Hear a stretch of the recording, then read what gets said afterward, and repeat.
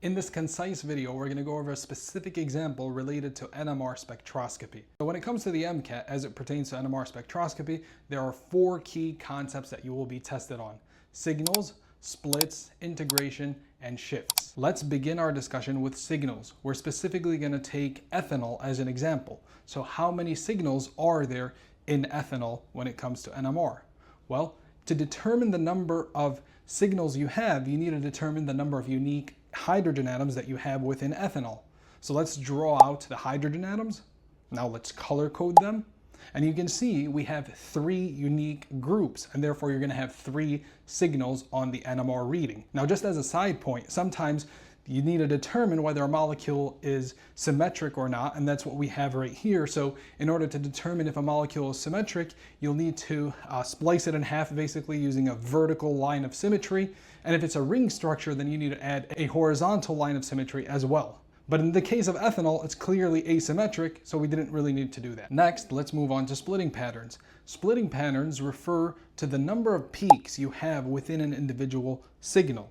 So within each signal, you can have 1, 2, 3, or more unique peaks. To determine how many peaks you have, you're going to use the n+1 rule, where n represents the number of hydrogen atoms that are bound to the adjacent carbon. So again, let's take ethanol as an example. Let's determine the split, the number of unique peaks for the blue hydrogens. So we'll look at the adjacent carbon atom, which is going to be that green one, count the number of hydrogens you have there, and then add 1. So in this case, it would be 3. And then in the next carbon, in ethanol, you have specifically the green one. You'll see that next to it is a blue carbon, and that carbon is attached to 3 hydrogens.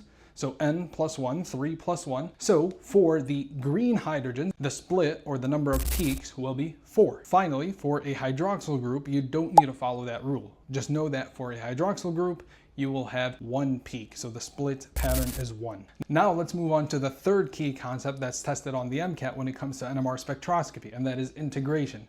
This one is perhaps the most straightforward one. Just count the number of hydrogen atoms you have within a specific group, and the more hydrogen atoms within that group, the taller its peak, or the taller its signal will be. So in this case, our blue hydrogens, we have 3 blue hydrogens, 2 green hydrogens, and 1 red hydrogen. So the tallest peak is going to be that blue one, then you have the green one, and finally the red one. The final key concept highly tested on the MCAT for NMR spectroscopy is shift.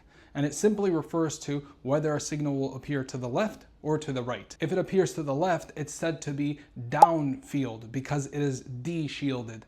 So the way you can memorize that is downfield starts with a D, and D-shielded also starts with a D. So when you're downfield, you are D-shielded. And then if you're going towards the right, then you are going upfield because the hydrogen atoms are shielded. Now, what determines whether a signal will be shielded or de-shielded? Well, it depends on the adjacent functional groups. So for example, in ethanol, we can see that that green peak, the peak or the signal for the green hydrogen atoms, is more towards the left. It's at a ppm of about 4, and that's because it's directly bound, or its carbon atom is directly bound to a hydroxyl group, and that D shields the hydrogen atoms. Whereas the blue carbon, because it's not directly bound to that OH, it'll be more shielded relative to the green carbon, so it's closer to like 1 to 2. Here are the shift patterns you need to know for test day. Make sure you memorize these. So alkanes, or just attached like a carbon atom, would be 1 to 2.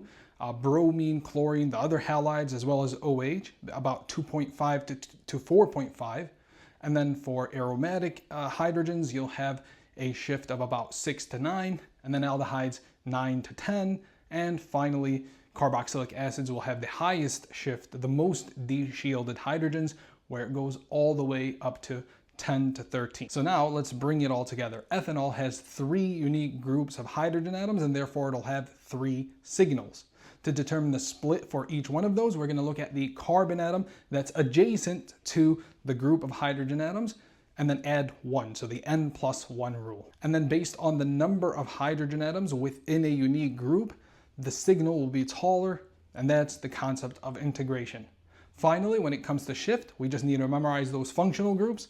The hydrogen atoms that are directly bound to a carbon atom that's directly bound to the functional group will be de-shielded or more downfield or more towards the left. If you have any questions, you know where to reach me. If you found this video helpful, like and subscribe to see more of my content. This was Kamish Suleiman with the Pre-Med Companion on NMR spectroscopy.